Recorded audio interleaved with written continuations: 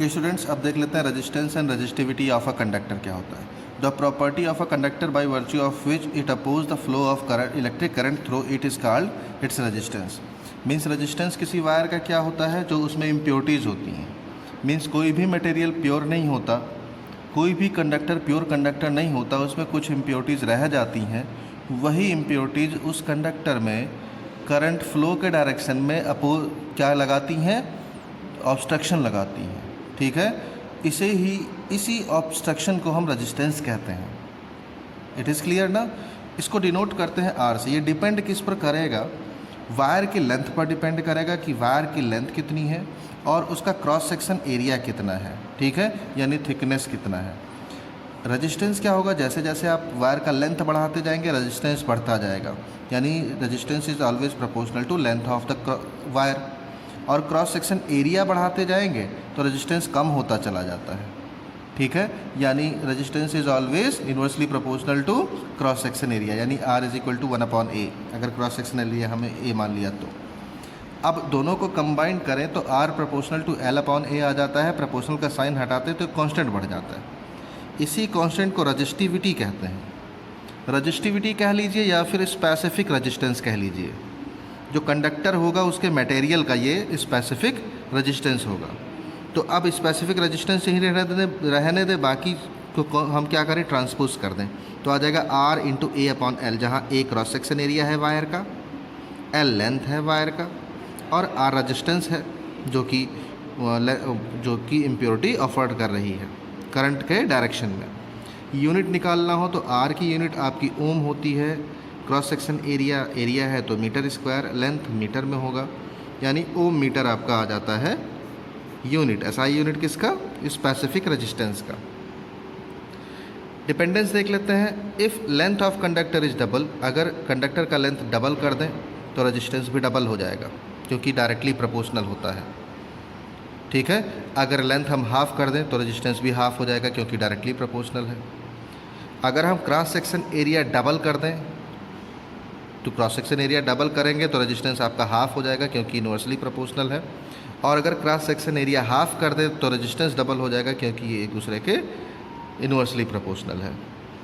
Okay students, अब effect of temperature देख लेते हैं कि टेम्परेचर का क्या इफेक्ट होगा रेजिस्टेंस पे। कोई भी कंडक्टर अगर ले लें, कंडक्टर में मान लिया जाए कि दो तरह के हम ले रहे हैं, एक प्योर मेटल ले रहे हैं और एक अलॉय। एक्चुअली कोई भी मेटल प्योर नहीं होता, लेकिन यहाँ लेट करके चला जा रहा है कि कोई मेटल आपका प्योर मेटल सपोज किया गया, अलॉय ले लिया। तो अब अगर हम मेटल में करंट फ्लो करा रहे हैं, उसका टेम्परेचर बढ़ाते चले जाएं, ठीक है, तो रेजिस्टेंस इसका धीरे धीरे बढ़ेगा, बहुत ही कम रेजिस्टेंस बढ़ेगा, ना के बराबर रेजिस्टेंस बढ़ेगा।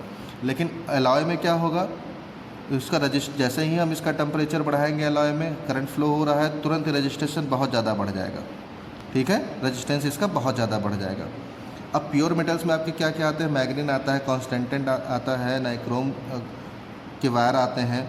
ये सब क्या होते हैं, ऑलमोस्ट अनअफेक्टेड रहते हैं, यानी इनका टेम्परेचर अगर हम बढ़ाते चले जाएँ तब भी रेजिस्टेंस इनका बढ़ेगा नहीं, बहुत कम रहेगा। और इसी वजह से इनको हीटिंग एलिमेंट के रूप में यूज़ किया जाता है। हीटिंग एलिमेंट के रूप में यूज़ किया जाता है, हीटर्स में, टोस्टर्स में, इलेक्ट्रिक आयरन्स में यूज़ किया जाता है। ठीक है, classification of substance on basis of resistivity के आधार पे हम क्लासिफिकेशन अगर करें सबस्टेंस का, तो कंडक्टर की रजिस्टिविटी हमेशा कम होगी प्योर कंडक्टर्स की। रजिस्टर्स की रजिस्टिविटी मॉडरेट होगी, कम भी हो सकती है, ज़्यादा भी हो सकती है, जिस तरह से चाहे उस तरह से करा सकते हैं। इंसुलेटर्स में रजिस्टिविटी बहुत ज़्यादा हो जाती है, इंसुलेटर्स की रजिस्टिविटी ज़्यादा होती है, इसलिए ये कंडक्टर नहीं होते, इंसुलेटर हो जाते हैं। एक एग्जाम्पल यहाँ पे दिया है, रजिस्टिविटी दी गई है, डायमीटर दिया है। अब अगर डायमीटर दिया है, जैसे ये सर्कुलर पार्ट है, डायमीटर आपको दिया है तो रेडियस आप निकाल सकते हैं। रेडियस निकाल लेंगे तो एरिया निकल जाएगा, एरिया होगा πr² करके।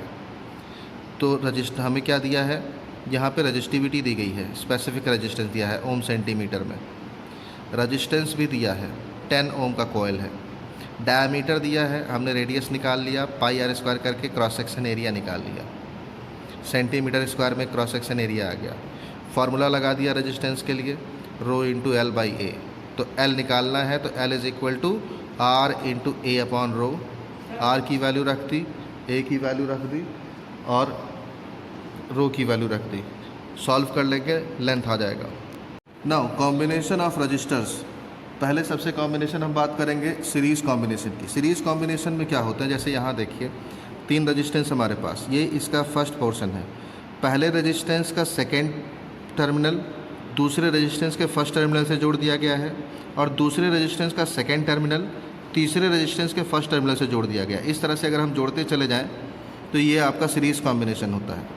अब यहाँ मान लीजिए एक बैटरी से कनेक्शन दे दिया, की लगा दी, करंट सप्लाई जा रही है, तो सेम करंट सभी रेजिस्टेंस में पास होगा। सीरीज़ कॉम्बिनेशन में करंट सेम पास होगा, सेम करंट आई इसमें भी पास होगा, आई इसमें भी, आई इसमें भी, लेकिन पोटेंशियल डिफरेंस आपके अलग अलग होते चले जाएंगे। पहले पोटेंशियल डिफरेंस सबसे ज़्यादा रहेगा यहाँ पे, फिर उससे कम, फिर उससे कम।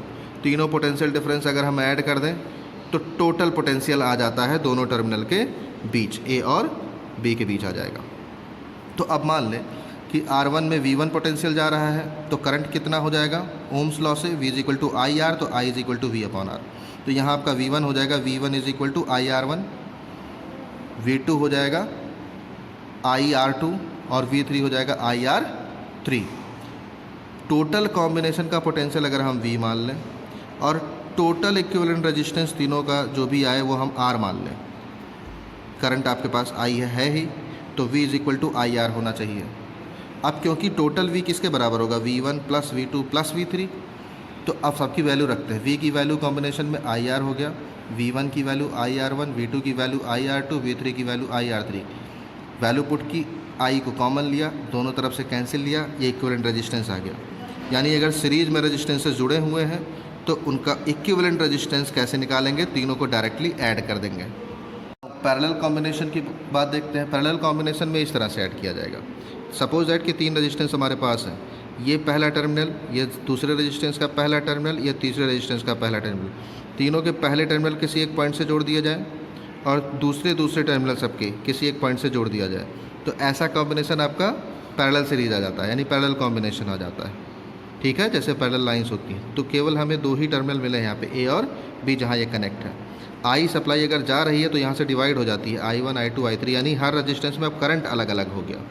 लेकिन क्योंकि 2 ही टर्मिनल है तो वोल्टेज सब में सेम रहेगा। तो टोटल I कितना होगा आपका, I1 plus I2 plus I3 यहाँ आने के बाद, तो I आपका हो जाएगा I1 plus I2 plus I3।